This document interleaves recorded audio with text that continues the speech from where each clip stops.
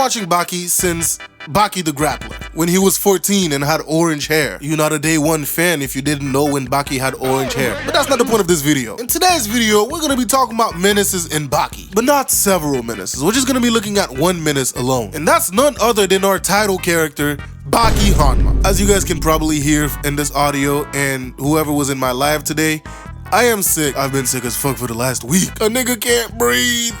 But hey, I'm gonna do this video regardless. And just in case you might be getting worried that Reverse Jumping 2 is not coming out, it will. I'm working on it. It's a long video, guys, so give me some time. Anywho, in the show Baki, the word menace is synonymous with breathing. That show is filled to the brim with straight up menaces, like Yujiro. If you know the heinous things that this nigga has done, yeah, you'll understand. We also have niggas like Retsu who decided to run on water for some reason. Like, who are you, nigga? Jesus? Like, bro, this show is so weird. And they will sit there and try to explain it all with martial arts, which is straight up bullshit. You're telling me this man Yujiro walking through glass and it popping back in place can be explained with martial arts, bro? Yeah, bro, you have to turn off a portion of your brain to watch Baki. Anywho, today we're gonna be looking at some instances where Baki was straight up a fucking menace. And the first instance we're gonna get into is Baki making a joke of Ali Jr. Alright, so this whole thing started with Ali Jr.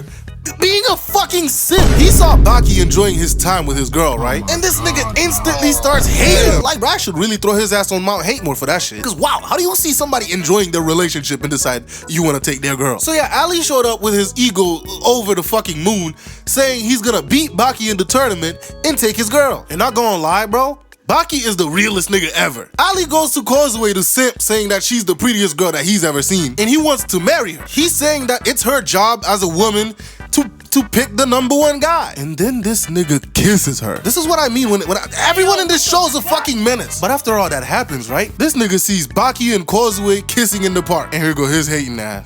Excuse me? I need to talk to your homeboy. Baki, I'm marrying Causeway. Is this nigga serious?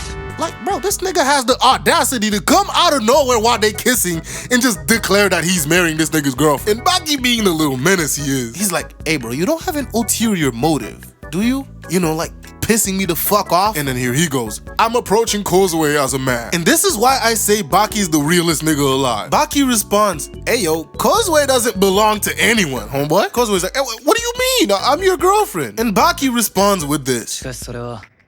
2人の間にだけ交わされた約束で他の異性は一切関係ない誰だって小勢を好きになれるし恋人にしたければ申し込んだらいい Like, on God, bro, Baki is real as fuck for saying that. Anywho, after a bunch of bullshit happens, we get to the fight. Ali enters the arena and is waiting for Baki to come in. And out of nowhere, this thing lands in the arena and it creates a bunch of smoke. After realizing who's coming up from the smoke, Ali starts shitting his pants. They finally show you who's in the dust cloud, and it's Yujiro head ass. Like, bro, Ali accepted death at that point. But Baki told his ass to move out of the way, because that's his spot. And Yujiro, deciding he's the ref now, says this.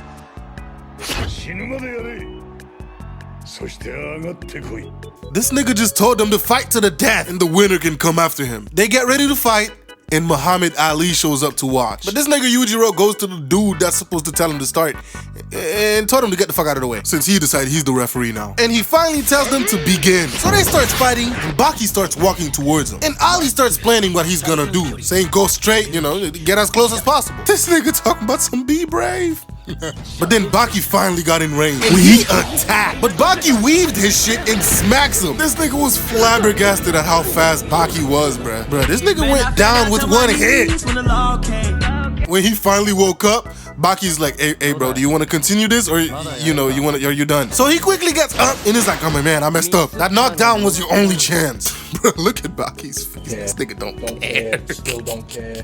I don't. But Ali said he's come to his senses and is ready to battle to the death, which was the biggest mistake this nigga could have ever made. You do not tell a menace like Baki that you are ready to fight to the death. This man Baki has been facing death since he was a child. So Ali starts, you know, prepping himself up and is saying that he's gonna kill Baki before Baki even gets the chance to kill him. He's jumping up and down and, you know, making declarations. And bro, Baki does this man so fucking dirty. He kicks this nigga in his junk. He keeps kicking. This nigga was sitting there talking, but he kicks him. Well, we know he's not gonna be having any kids. Every audience member was shocked, like, bro, Baki really just kicked this man. Ali falls to the floor like, hey, yo, what the fuck?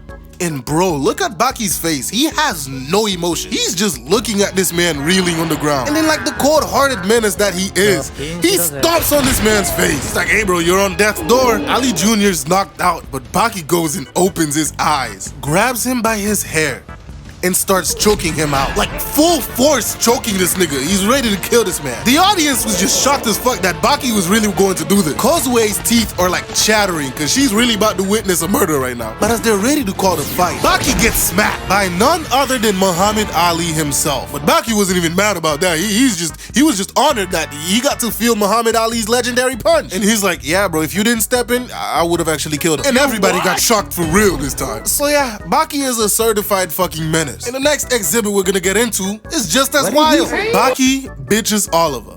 Part 1. Alright, so how we got here was Baki wanted to fight Oliver. Oliver is known as Unchained, the freest man ever. Even though this man's in prison, he can do whatever the fuck he wants and go wherever he wants, whenever he wants. And Baki wants to fight him. But seeing how this nigga's in the biggest prison ever, Baki has to find a way in. And how does Baki go about making sure that he gets into a maximum security prison? Next time on Dragon Ball Z. He kidnaps the president, of course. Yeah, bro, this menace wanted to make sure that he got into the right prison, so he just abducted the fucking president. While this man had guards surrounding him in the car. Yeah, this also just proves how much more of a menace that Baki is. But Baki actually gets what he wants and then ends up in the same prison as Oliver. A bunch of shit happens. And now the number 1, Oliver, is fighting the number 2 in the prison, Guevara. They're doing this thing with the handkerchief and throwing punches. Whoever lets go of the handkerchief first loses. Now before this fight started, Oliver decided to bring his girlfriend out to watch the fight. And yeah bro, that's his girlfriend, Maria. His strong ass had to bring her ass out with the whole bed. She looked like she's wearing the bed sheets for clothes anyways, but that's not the focus of this video. As they're fighting, Baki is like, man, what the fuck is this bullshit? These niggas sitting here playing games like a bunch of little fucking kids.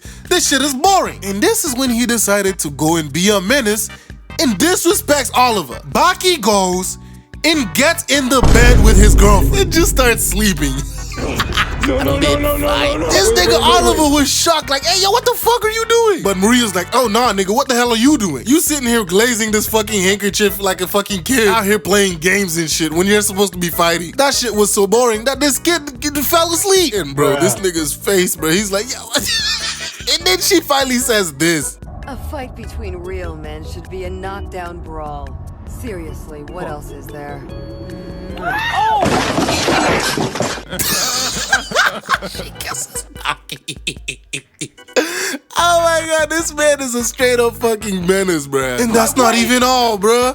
Baki gets out of the bed and starts rizzing up Maria. And you were so warm.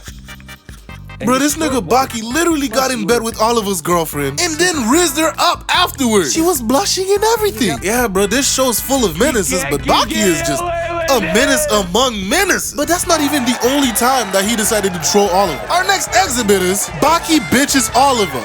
Part 2. So after being in the prison for a little bit, Baki decides, you know what? I want to be unchained too. I want to troll this nigga. So while the guard has them standing for, you know, their morning roll call, Baki's like, hey bro, can I go outside? And all the other prisoners are looking at this nigga like, ain't no way he just asked that. Because first of all, you're not even supposed to be talking. And here he goes, all I want to do is go outside and get a little fresh air. The guards were shocked. The guard is so shocked he couldn't believe what the fuck he was hearing and decided to, you know, make sure he heard it right. But Baki kicks this nigga in the head, jumps behind the other one, and claps this nigga's ear, and then jumps off the fucking balcony. The other guards come to shoot at this man, and he's just sitting here dodging the bullet. Like, bro, this nigga swear he's Spider-Man, bitch. Anyway, he runs and kicks the door, and 3 guards were just waiting for him. They shoot, but that nigga already dodged and, you know, smashed all 3 of them back to back, and takes the keys to open the door. And he finally gets to the courtyard. But the warden and a couple of guards were waiting, and he's like, hey, homeboy, you're not getting anywhere. This is as far as you go. He gets the guards to surround Baki, and he's like, exactly how the fuck did you think you were actually gonna escape? And Baki's like,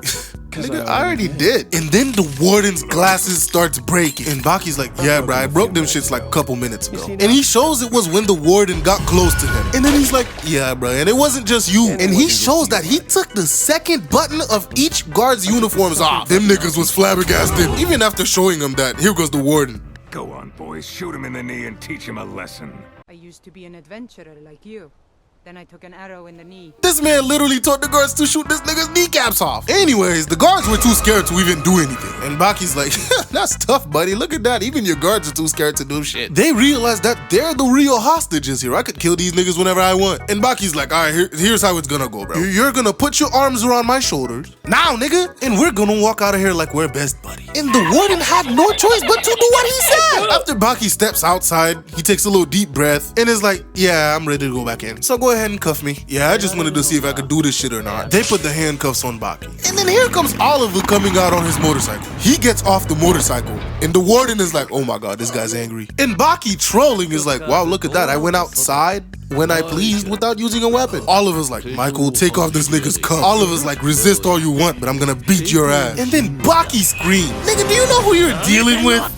Grab some food and try again. And bro, this nigga Oliver got mad, bro. The veins on his face started popping out. Them shits was coming out the party, bruh. And then Baki's like, dang, must be tough to be an adult, having to hold in your flaring anger just to protect your dignity. Oliver's like, man, look, all I said was, I didn't get to eat breakfast. And then Baki says this. Even I could leave this place just the same way as you can. Whoa, whoa, brother, whoa, now. You got too much dip on your chip, huh? I mean, I don't feel like a captive. Ain't no fucking way, boy. Boy, ain't no way, boy. And I don't think I need to stay outside to prove it. Bruh. Let's go back in, Warden.